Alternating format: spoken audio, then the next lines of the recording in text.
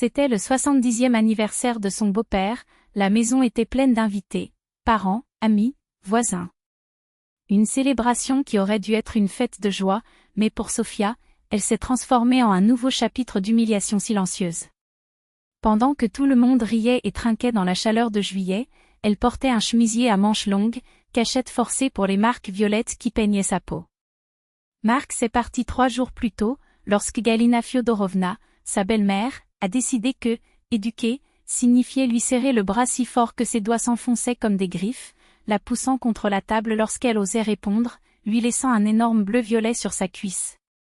Apprenez à obéir, sinon vous finirez par penser que vous êtes le propriétaire de la maison, cracha alors la femme, tandis que son mari, Pavel, surveillait tout depuis la porte, silencieux comme toujours. Jusqu'à ce qu'à table, au milieu des rires et des toasts, quelqu'un le remarque. « Sofia, ma fille, tu n'es pas sexy dans ce chemisier ?» a demandé tante Lida, une amie de la famille, en tendant la main pour toucher le tissu. « Non, je vais bien », mentit Sofia, se forçant à sourire qui ressemblait davantage à une grimace. Mais tante Lida avait déjà tiré sur sa manche. Les silences tombaient comme des couteaux. Les doigts marqués sur la peau, les bleus indubitables. « Qu'est-ce que c'est, ma fille ?» La voix de la femme tremblait. « Je me suis cognée », balbutia Sofia en sentant son visage brûler.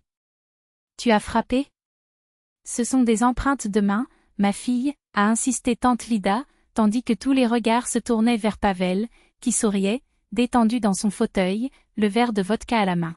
« Oh, ça ?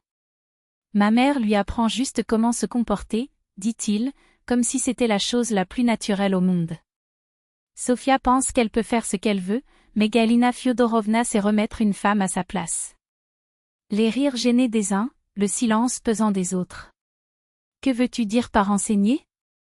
Tante Lida n'arrivait pas à croire ce qu'elle entendait. « Et, tenir ton bras quand tu expliques, donner un petit coup de pouce quand tu es têtue. » Sofia est têtue, elle a besoin d'une main ferme, a répondu Pavel, comme s'il parlait de la météo. Ce n'est pas de l'enseignement, c'est de la violence, la femme a explosé. La violence ? Eh bien, c'est la belle-fille, il faut la respecter, répondit Galina en relevant le menton. C'est une adulte, elle a 28 ans, a argumenté tante Lida. Et alors ? Tant que tu vivras sous mon toit, tu obéiras, crie la belle-mère, comme si cela mettait un terme à l'affaire. Sofia se leva. Ses mains tremblaient, mais quelque chose en elle, quelque chose qui l'écrasait depuis des années finit par se briser. « Désolé, murmura-t-il, sa voix à peine audible. « Je dois partir. » Il alla dans sa chambre, fit sa valise en serrant la main. Pavel apparut à la porte. « Qu'est-ce que tu fais ? » « C'est un anniversaire, » dit-elle, comme si c'était elle qui était la plus folle de la situation. « Oui, un anniversaire où mon mari raconte aux invités que sa mère m'a élevée à coups de poing et montre mes bleus comme trophée, » a-t-elle répondu, la voix ferme pour la première fois.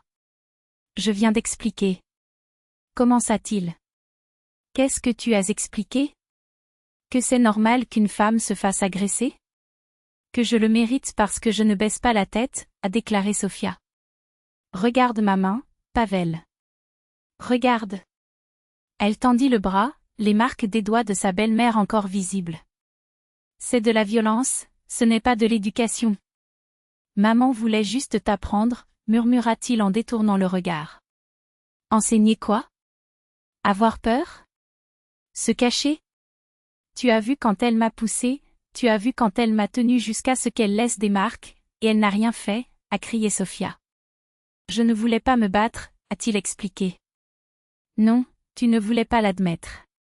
Tu préférais rire avec tes amis, parler de la façon dont ta mère me met à ma place. Eh bien, maintenant je pars. Pour toujours. » Galina Fyodorovna entendit les derniers mots et sourit amèrement. « Allez-y alors. Nous n'avons pas besoin d'une belle fille qui ne connaît pas sa place. » Sofia s'arrêta à la porte et regarda la femme dans les yeux. « Vous m'avez agressé. C'est un délit. Article 16 du Code pénal, coups et blessures. Jusqu'à 2 ans de prison. » La belle-mère pâlit. « Je ne t'ai pas frappé. » « Oui, il l'a fait. Et j'en ai la preuve. » Sofia a levé la main, les photos sur son téléphone portable, le certificat médical qu'elle avait pris en secret. Si vous essayez de me chercher, si vous essayez de m'intimider, cela finira au commissariat. Pavel lui attrapa le poignet. Tu ne peux pas faire ça. C'est ma mère. Oui, je peux. Et je le ferai, répondit-elle en se libérant. Parce que tu l'as choisi. Toujours. Même quand elle m'a blessé, même quand je implorais du respect, tu es resté à ses côtés. Et aujourd'hui, devant tout le monde, tu as ri. Il n'y a pas de retour en arrière. Sofia est partie. Les cris de Galina et les appels désespérés de Pavel résonnaient derrière elle, mais elle ne se retourna pas. Il est arrivé chez ses parents, a montré les bleus, leur a tout raconté. Le père, les poings serrés, ne pouvait que dire « au rapport ». Maintenant. Je ne veux pas qu'elle aille en prison, papa. Il ne s'agit plus d'elle. Il s'agit de vous. Ma fille ne supportera pas d'être battue et humiliée.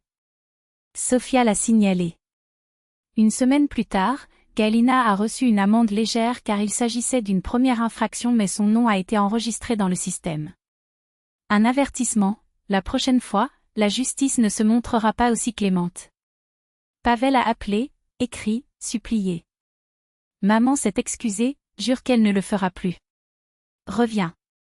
Et toi, demanda Sofia. Vas-tu t'excuser d'en avoir ri devant tout le monde? D'avoir qualifié de poli ce qu'elle m'a fait? Silence. Je suis désolée. J'avais tort. Je n'aurais pas dû te laisser. Non, Pavel. Tu ne m'as pas laissé. Tu m'as soutenu. Il essaya de discuter, mais elle avait déjà raccroché. Le divorce a été rapide, sans dispute. Il n'a pas résisté. Je savais que je l'avais perdu pour toujours. Un an plus tard, Sofia rencontre André. Lors de leur premier rendez-vous, il a remarqué une marque sur son bras. « Est-ce que ça fait mal ?» il a demandé. « J'ai frappé à la portière de la voiture », mentit-il par habitude. « Si jamais quelqu'un te fait vraiment du mal, fais-le-moi savoir. Personne n'a le droit de mettre la main sur toi. » C'est à ce moment-là qu'elle a compris, c'était l'homme qui n'allait pas rire de sa douleur, qui n'allait pas justifier la violence comme « éducation », qui n'allait pas garder le silence pendant qu'elle était humiliée. C'était l'homme qui la protégeait, ne la cachait pas. Pendant ce temps, Pavel vivait toujours avec sa mère. Galina Fyodorovna a continué à éduquer, seulement maintenant, elle n'avait personne à tenir par le bras, à l'exception de son propre fils. Le fils qui a perdu sa femme à cause de contusions, d'excuses boiteuses et d'un silence complice qui, une fois prononcé en public, ne pourra jamais être défait. Sofia respira enfin. Pas de chemisier à manches longues en été, pas de crainte, pas d'excuses. Seulement avec la certitude que, cette fois, j'avais bien choisi.